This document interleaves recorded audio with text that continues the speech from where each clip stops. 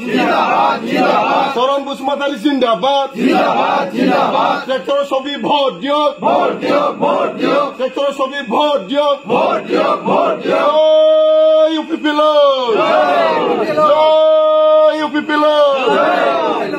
तो আজি আমার বল্লামগুড়ি গাঁৱত এই যে সন্ধিয়াৰ ভাগত যে আমাৰ গাঁৱৰ গোটেইবোৰ যুৱকে তো এটা ভাল পদক্ষেপ লৈছে। পদক্ষেপটো এইটোই যে আজিৰ ডেটত আমাৰ যোনটো ইউপিপিএল চৰকাৰ চলি আছে, ইউপিপিএল চৰকাৰৰ নেতৃত্বক ভাল পায়, আমাৰ প্ৰমোদ বড়ো চাহাবৰ নেতৃত্বত ভাল পায় আমাৰ আজি এই বল্লামগুড়ি গাঁৱৰ 25 জনৰ পৰা 30 জন মান যুৱকে আজি বিপিএফ এৰি আমাৰ ইউপিপিএল দলত যোগদান কৰিলে, আনুষ্ঠানিকভাৱে ইউপিপিএল দলত যোগদান কৰিলে।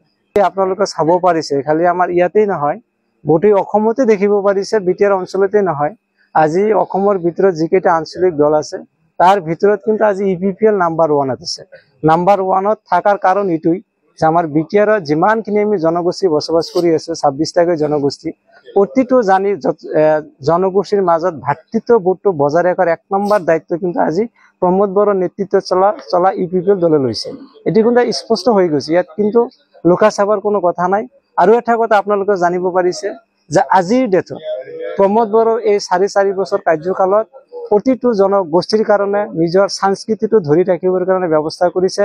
তাৰ ভিতৰত 1 নম্বৰ হৈছে আমাৰ মুছলমান সমাজৰ কাৰণে বিগত 17 বছৰত এটা চৰকাৰে ইয়াত ৰাজত্ব কৰিছিল। সেই চৰকাৰৰ সময়ত কিন্তু আমাৰ মুছলমানৰ কাৰণে 1 ইঞ্চি বা এটা কামো ভাল কাম কৰা নাই, সেইটো আপোনালোকে ভালকৈ জানে আৰু সকলোৱে জানে।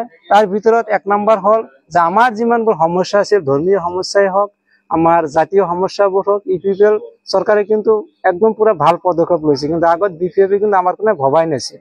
আৰু আমাৰ হজ ভৱন হৈয়ে গ'ল, আৰম্ভ হৈছে, আমাৰ মছজিদত মাটি দি আছে, ঈদগাহত মাটি দি আছে। আজি যে আমি বল্লামগুড়িত আছো, বল্লামগুড়িটো আমাৰ জমদুৱাৰ সমষ্টি হয়, কিন্তু আমাৰ একদম অতিকৈ নিয়াৰেষ্টত 1919 চনৰ পৰা এটা ঈদগাহ আছিল, চাৰপানগুৰি ঈদগাহ বুলি কয়, গোসাগাঁও সকলোৱে চিনি পায়। কিন্তু আজিৰ ডেটত আমাৰ প্ৰমোদ বড়ো চৰকাৰে 4 বিঘা মাটি তাত দিছে। এইটো এই যে আমাৰ কাৰণে এটা লক্ষণ, এই লক্ষণৰ প্ৰতি আকৃষ্ট হৈ, এই ইউপিপিএলৰ প্ৰতি আকৃষ্ট হৈ আমাৰ কাৰণে যে কাম কৰিব আগন্তুক দিনতো, এইটো বিশ্বাস কৰি আমাৰ যুৱ সমাজ আজি ইউপিপিএলত যোগদান কৰি আছে।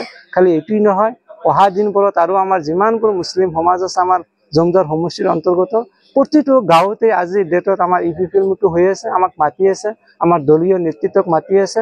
আমি লাহে লাহে পৰ্যায়ক্ৰমে আমাৰ দলত আমি আকলি লৈ আছো। মই বহুত দিনৰ পৰা বিপিএফত কাম কৰিছো, বিপিএফৰ এতিয়া মই ভাল লগা নাই, তাৰ কাৰণে মই ইউপিপিএলত যোগদান কৰিছো। ইউপিপিএলৰ কাম কাজ ভাল, আৰু এতিয়া মই ইউপিপিএলৰ লগত থাকিম। ইউপিপিএলে বহুত ভাল ভাল কাম কৰি আছে। প্ৰতিবাৰী সমস্যাবিলাক মানে সমাধান কৰাৰ কাৰণে আমাৰ এটা আছে, মানে ইচ্ছা আছে, মানে চৰকাৰে আমাৰ দিছে, মানে আমাৰ ওপৰৰ যি মালিকবিলাক আছে সিহঁতে এটা আশ্বাস দিছে যে আমাৰ কামবিলাক হ'ব।